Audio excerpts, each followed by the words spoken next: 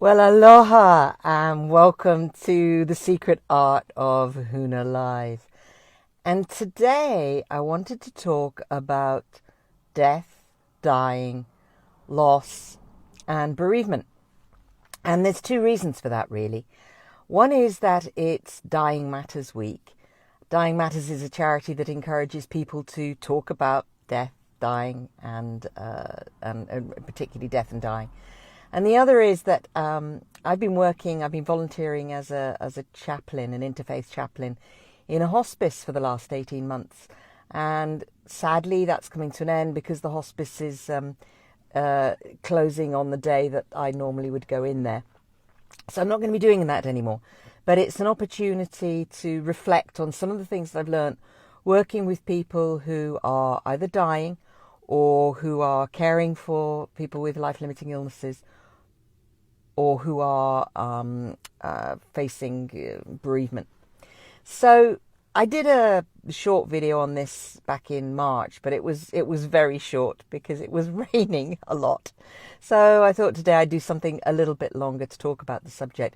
And I know it's a tricky subject. It's a tricky subject for a lot of people because we often don't want to face up to our own mortality or the mortality of those that we love. And when we do lose somebody that we love, very often it's like, well, what right do I have to grieve? What right do I have to implode slightly? Everybody dies. It's a normal part of the life-death process. So I know that it's a tricky subject, and that's one of the reasons why I think it's really important to talk about it from time to time. So firstly, let's just start with the death and dying and the dying matters question. Have you made a will? Have you had conversations with your loved ones about what you want to happen when you die? Have you sorted out power of attorney in case you get sick and not in a position to make decisions either about your financial status or about the status of your health, what you want to happen to you if you are that sick? And power of attorney ensures that somebody has the authority to make those decisions should you find yourself in that situation. Really important. Do your family, your loved ones, the people who matter, do they know what your funeral wishes are? It's much easier, speaking of somebody who designs funerals, it's much, much easier to design a funeral, and there's much less likely to be dispute in the family about what should go in and what should not go in if you've actually said what you want to be in your funeral. Do you want it to be a religious ceremony or not? Do you want it to be a cremation or do you want a burial? Do you want it to be woodland? Or do you want it to be in a cemetery if you're talking burial? So have you had those conversations? Because they're all really, really important conversations to have. So that's the me preparing for my own death bit. There's also the more emotional side. Have you forgiven the people that you needed to forgive? One of the things that it's very clear from the hospice work, not just the work that I've done, but from hospices around the world, where they're working with people who are facing death, that people who have forgiven seem to have a much easier time of it. It's like the forgiveness process releases hurt, revenge, anger and tension, and it allows the individual to die more freely. They've done research with apparently there's a thing called forgiveness therapy, and working with people who are coming towards the end of life, and those who've had forgiveness therapy, those who didn't have forgiveness therapy. The ones who had forgiveness therapy, which is very much about the doing of the forgiving, had a much easier time of it than the ones who hadn't had the forgiveness therapy. So forgiveness really plays a big part in your experience of your own end of life. Have you thought about what your beliefs are about what happens to you after you die. Some people believe in an afterlife. Do you believe in an afterlife? Do you believe that you go to some place and hang out? Do you believe that you come back? Do you believe none of this, that death is just the end?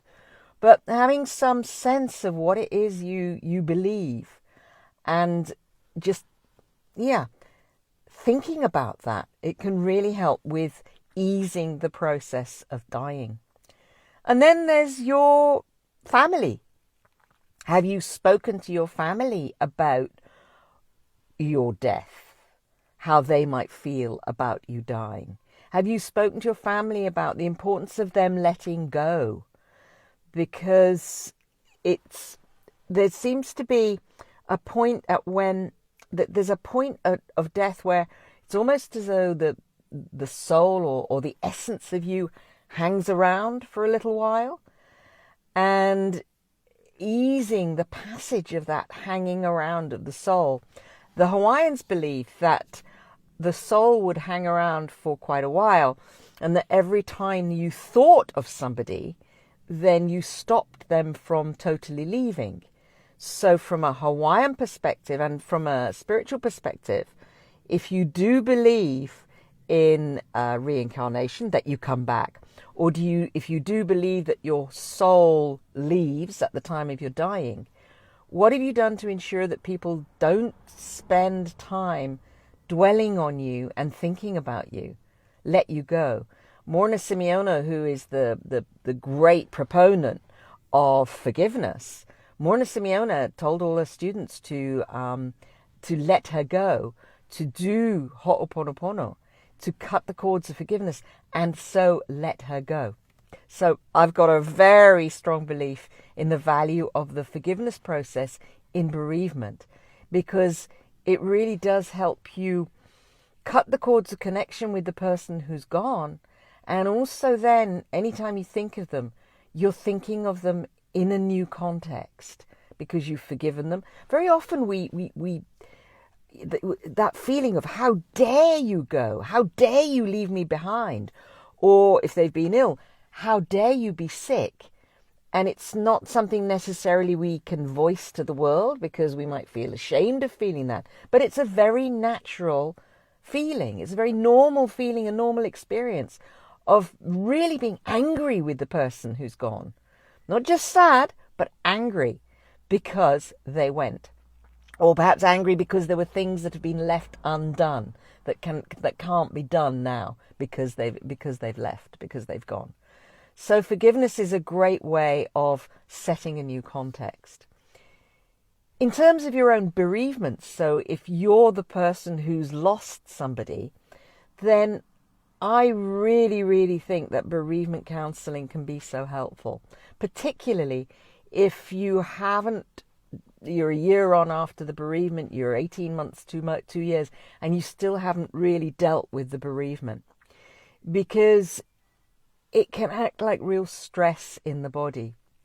I've known people who, it's almost like PTSD, bereavement, the stress that it brings into the body, and the not dealing with the feelings around the bereavement, particularly where the bereavement is a shock. The person was young, perhaps, or was not expected to die, or maybe it's a child or a grandchild or a niece or a nephew, somebody who died very young and shouldn't have gone before you. So bereavement counselling can be really helpful in releasing that stress, or making sure that stress doesn't hang around. So have you been listened to? Have you listened to yourself? Have you allowed yourself time to grieve? It's so important. I know until I lost the first of my parents to die, which my dad, until I lost my dad, I'd never really had a major bereavement. My grandparents had died when I was in my 20s, but they were elderly. It was expected, and certainly for both of them actually, it was a real release. So when my dad died, which was surprising, he was 78, relatively young. He hadn't been ill. There was no. It was a shock, a surprise. It took a long time for me to get over it.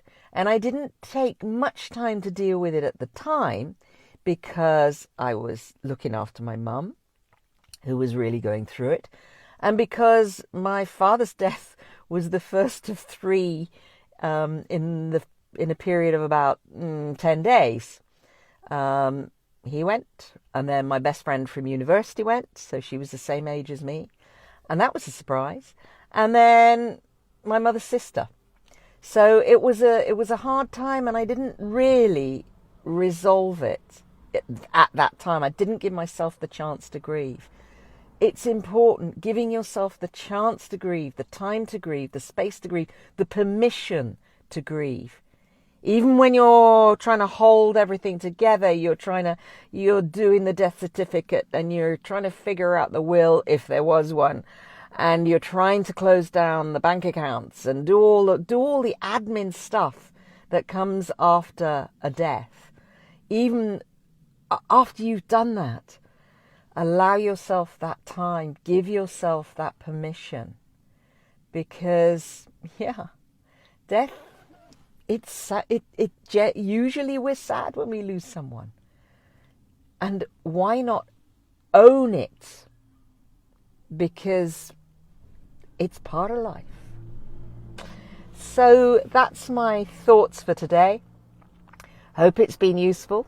Love to hear your comments and thoughts on the subject of death, dying, and bereavement and loss. And I'll talk to you again very soon.